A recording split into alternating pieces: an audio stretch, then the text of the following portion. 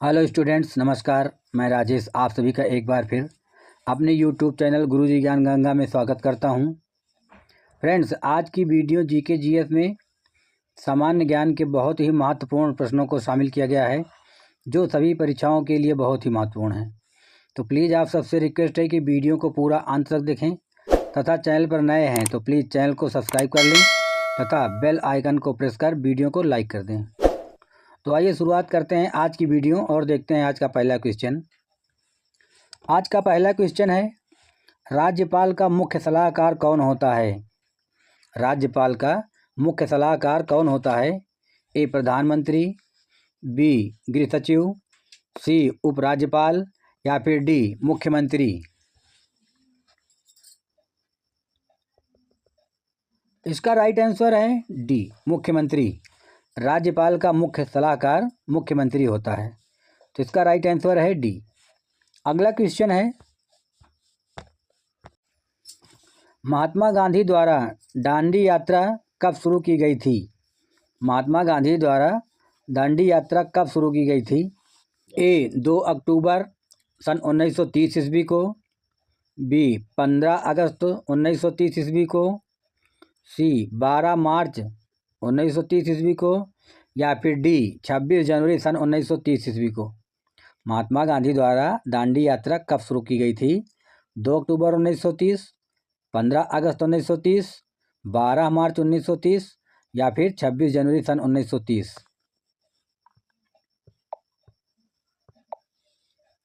इसका right answer है सी 12 मार्च सन 1930 ईस्वी को। महात्मा गांधी द्वारा दांडी यात्रा की शुरुआत 12 मार्च सन 1930 ईस्वी को की गई थी, तो इसका राइट आंसर है सी। अगला क्वेश्चन है, भारत का केंद्रीय बैंक कौन सा होता है? भारत का केंद्रीय बैंक कौन सा होता है? ए पंजाब नेशनल बैंक, बी भारतीय स्टेट बैंक, सी भारतीय रिजर्व बैंक या फिर डी कैनरा बैंक। भारत का केंद्रीय बैंक कौन सा होता है? पंजाब नेशनल बैंक, भारतीय स्टेट बैंक, भारतीय रिजर्व बैंक या फिर कैनरा बैंक। इसका राइट आंसर है सी भारतीय रिजर्व बैंक। भारत का केंद्रीय बैंक भारतीय रिजर्व बैंक होता है, तो इसका राइट आंसर है सी। अगला क्वेश्चन है, सूर्य में मुख्यतः कौन सा तत्व पाया जाता है? सूर्य में मुख्यतः कौन सा तत्व पाया जाता है? ए हाइड्रोजन, बी नाइट्रोजन, सी ऑक्सीजन या फिर डी हीलियम। सूर्य में मुख्यतः कौन सा तत्व पाया जाता है? हाइड्रोजन, नाइट्रोजन, ऑक्सीजन या हीलियम। इसका राइट आंसर है ए हाइड्रोजन। सूर्य में मुख्यतः हाइड्रोजन तत्व पाया जाता है, तो इसका राइट आंसर है ए। अगला क्वेश्चन है, हृदय की धड़कन को नियंत्रित करने के लिए कौन सा खनिज पदार्थ आवश्यक है?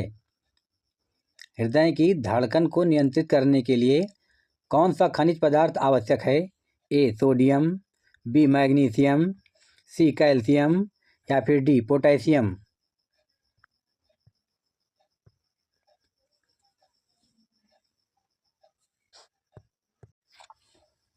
इसका राइट आंसर है ए सोडियम। हृदय की धड़कन को नियंत्रित करने के लिए सोडियम अति आवश्यक है, तो इसका राइट आंसर है ए। अगला क्वेश्चन है, विद्युत धारा की इकाई क्या होती है? विद्युत धारा की इकाई क्या होती है? ए ओम, बी वोल्ट, सी वाट या फिर डी एम्पीयर। विद्युत धारा की इकाई क्या होती है? ओम, वोल्ट, वाट या फिर एम्पीयर। इसका राइट आंसर है डी एम्पीयर। विद्युत धारा की इकाई एम्पीयर होती है, तो इसका राइट आंसर है डी। अगला क्वेश्चन है, विश्व का दूसरा सबसे बड़ा महाद्वीप कौन सा है? विश्व का दूसरा सबसे बड़ा महाद्वीप कौन सा है? ए एशिया, बी अफ्रीका, सी दक्षिण अफ्रीका या फिर डी दक्षिण अमेरिका। विश्व का दूसरा सबसे बड़ा महाद्वीप कौन सा है? एशिया, अफ्रीका, दक्षिण अफ्रीका या फिर दक्षिण अमेरिका। इसका राइट आंसर है बी अफ्रीका।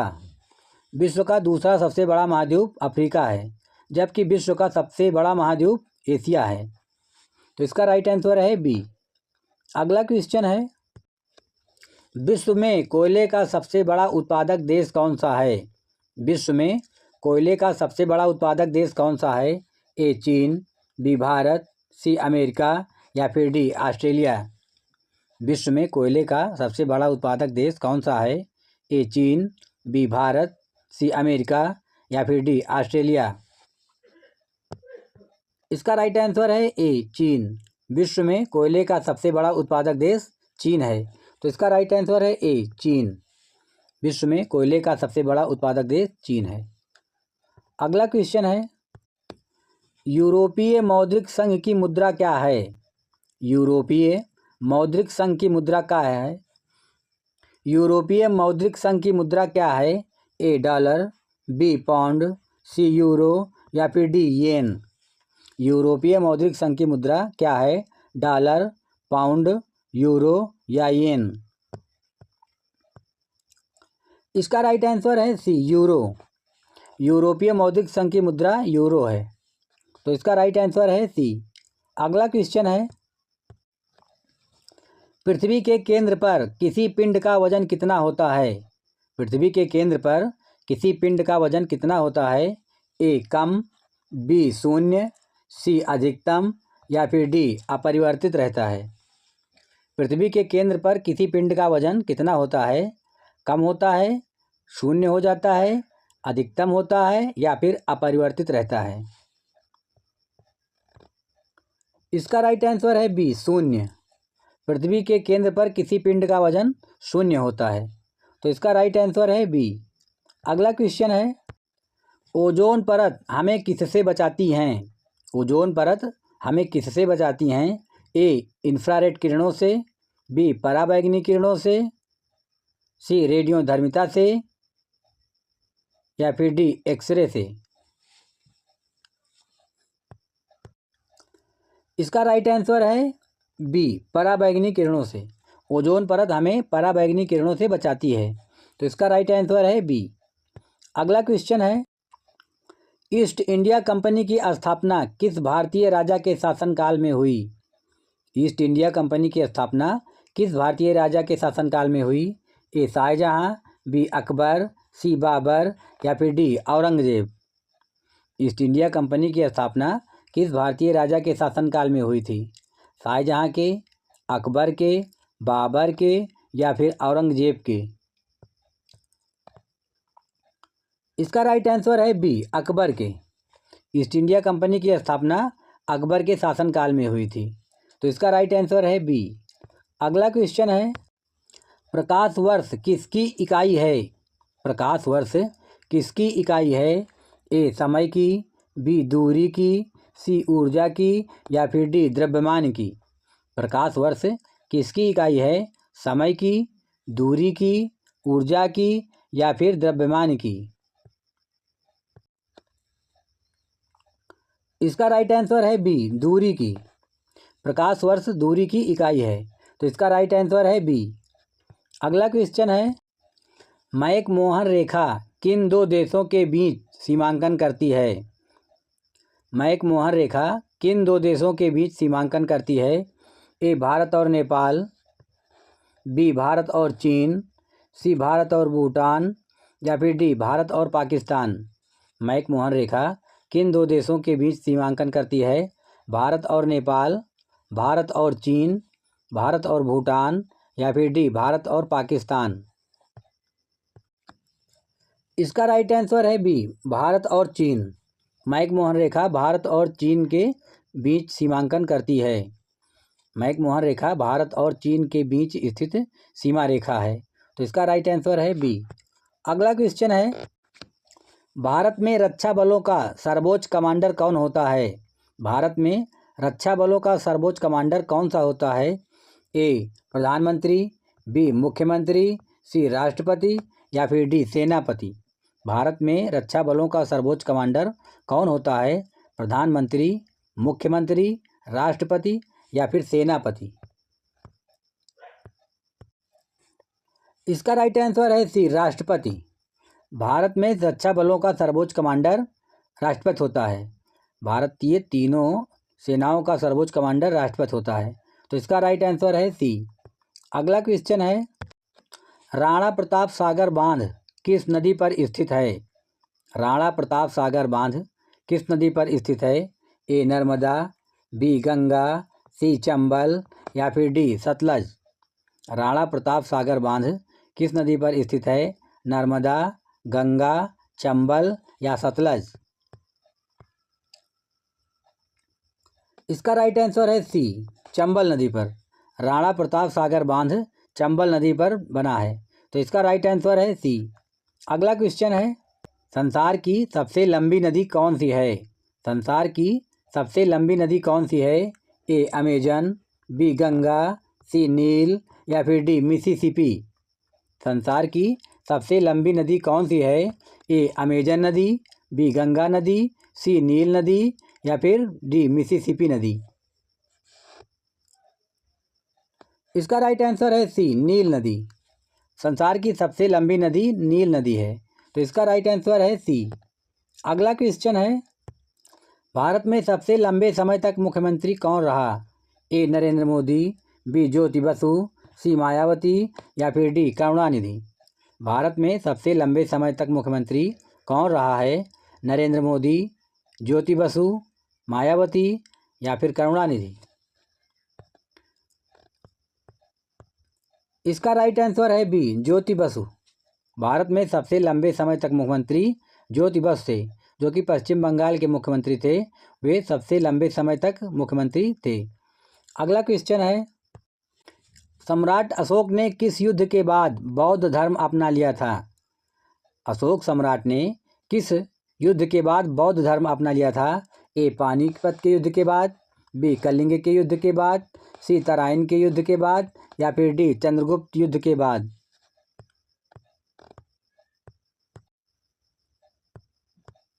इसका राइट आंसर है बी, कलिंग के युद्ध के बाद। अशोक सम्राट ने कलिंग के युद्ध के बाद बौद्ध धर्म अपना लिया था। तो इसका राइट आंसर है बी। अगला क्वेश्चन है, एलबीडब्ल्यू किस खेल से संबंधित है? एलबीडब्ल्यू शब्द जो है वो किस खेल से संबंधित है? A tennis, B cricket, C football या फिर डी हॉकी।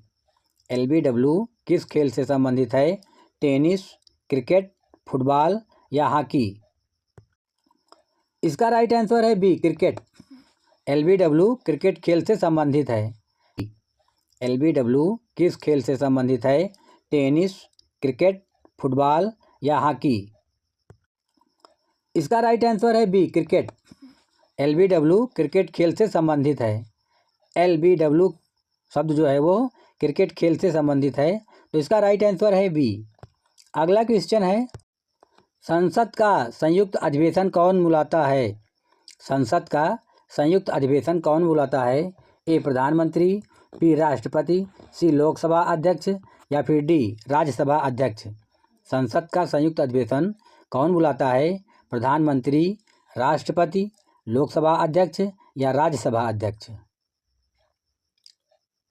इसका राइट आंसर है बी, राष्ट्रपति। संसद के संयुक्त अधिवेशन को बुलाने का अधिकार राष्ट्रपति को है।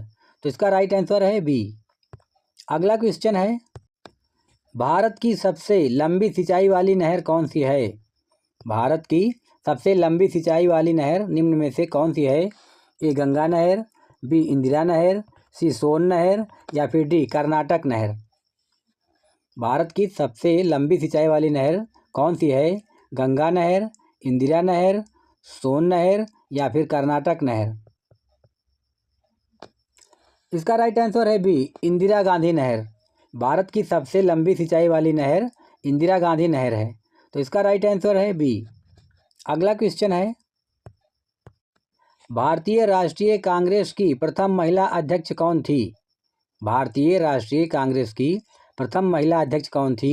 ए सरोजनी नायडू, बी विजय पंडित लक्ष्मी, सी मदर टेरेसा या फिर डी श्रीमती एनी बेसेंट। भारतीय राष्ट्रीय कांग्रेस की प्रथम महिला अध्यक्ष निम्न में से कौन थी? सरोजनी नायडू, विजय लक्ष्मी पंडित, मदर टेरेसा या फिर श्रीमती एनी बेसेंट?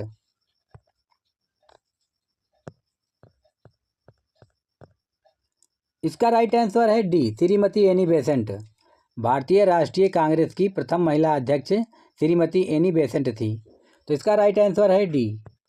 अगला क्वेश्चन है, मधुमेह के रोगी को किसकी आवश्यकता होती है? मधुमेह के रोगी को किसकी आवश्यकता होती है? A vitamin C, B glucose, C calcium या फिर डी इंसुलिन? मधुमेह के रोगी को किसकी आवश्यकता होती है? विटामिन सी की, ग्लूकोज की, कैल्शियम की या फिर डी इंसुलिन की? इसका राइट आंसर है डी इंसुलिन की। इसका राइट आंसर है डी इंसुलिन की। मधुमेह के रोगी को इंसुलिन की आवश्यकता होती है। तो इसका राइट आंसर है डी। अगला क्वेश्चन है, एनीमिया रोग किसकी कमी के कारण होता है? एनीमिया रोग किसकी कमी के कारण होता है? ए प्रोटीन की कमी के कारण, बी कैल्शियम की कमी के कारण, सी पोटेशियम की कमी के कारण या फिर डी हीमोग्लोबिन की कमी के कारण? एनीमिया रोग किसकी कमी के कारण होता है? प्रोटीन, कैल्शियम, पोटेशियम या हीमोग्लोबिन? इसका राइट आंसर है डी, हीमोग्लोबिन की कमी के कारण। एनीमिया रोग हीमोग्लोबिन की कमी के कारण होता है। तो इसका राइट आंसर है डी।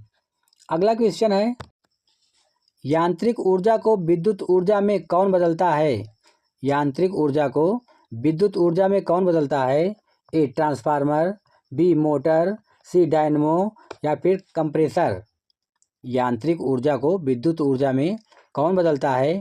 ट्रांसफार्मर, मोटर, डायनमो या फिर कंप्रेसर? इसका राइट आंसर है सी डायनमो। यांत्रिक ऊर्जा को विद्युत ऊर्जा में डायनमो बदलता है। तो इसका राइट आंसर है सी। तो फ्रेंड्स, आज के वीडियो की यह श्रृंखला यहीं समाप्त हुई। यदि अभी भी आप सबने हमारे चैनल को सब्सक्राइब नहीं किया है तो प्लीज़ आप सबसे रिक्वेस्ट है कि वीडियो को सब्सक्राइब कर लें तथा बेल आइकन को प्रेस कर दें, जिससे कि हमारी अगली आने वाली महत्वपूर्ण वीडियो का नोटिफिकेशन आप सबको सबसे पहले प्राप्त हो सके। तो फ्रेंड्स, बने रहिए हमारे साथ और देखते रहिए सामान्य ज्ञान की महत्वपूर्ण श्रृंखलाएँ। तो फ्रेंड्स, फिर मिलेंगे अगली ऐसी ही महत्वपूर्ण वीडियो में। तब तक के लिए जय हिंद, जय भारत, वंदे मातरम।